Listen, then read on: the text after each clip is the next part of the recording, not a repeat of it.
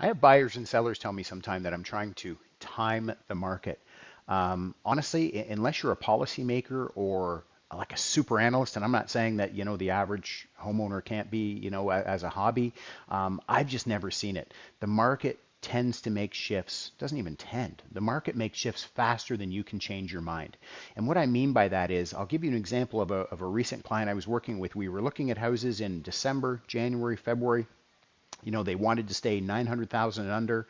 Um, they kept looking at houses, kept looking at houses, kept looking at houses, and they did not make a purchase. And then all of a sudden, with about a 6 week period elapsed in the early part of the spring, and those $900,000 houses started selling for 100 to 150,000 more. And they came to me after and went, "What is going on with this market? What is happening?" Like literally, the market jumped 10%. And in some cases even a little bit more in the market that they were looking in.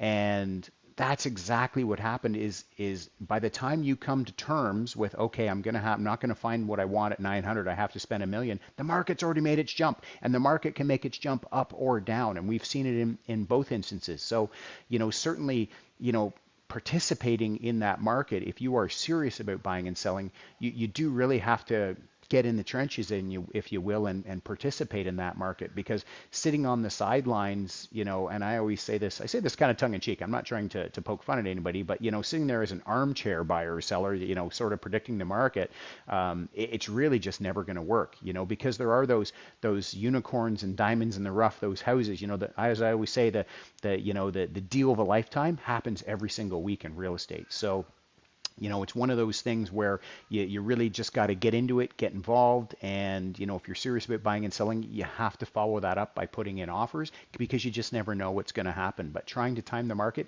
is an extremely difficult thing. But you know what? I'd love to know your thoughts about this in the comments. Let me know.